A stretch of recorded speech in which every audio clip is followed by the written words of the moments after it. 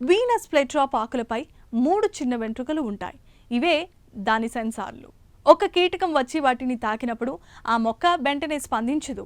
ఇక్కడే దాని మేధస్సు దాగుంది.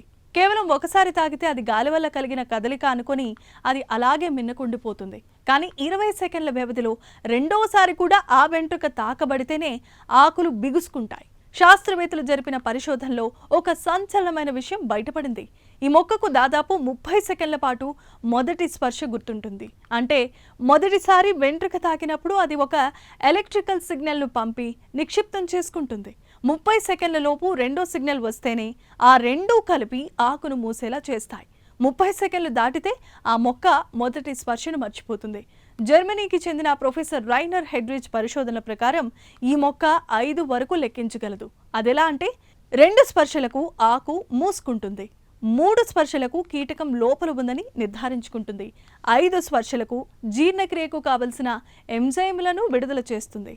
శక్తిని వృధా చేసుకోకుండా ఉండేందుకు ఈ మొక్క పాటించే ఈ నెంబర్ గేమ్ శాస్త్రవేత్తలని ఆశ్చర్యపరుస్తోంది. మెదడు లేని ఈ మొక్కకు మెమొరీ ఎలా సాధ్యం? దీని రహస్యమే కాల్షియం అయాన్లలో దాగుంది. మొదటి స్పర్శ జరగగానే ఆకుల్లో కాల్షియం స్థాయిలు పెరుగుతాయి.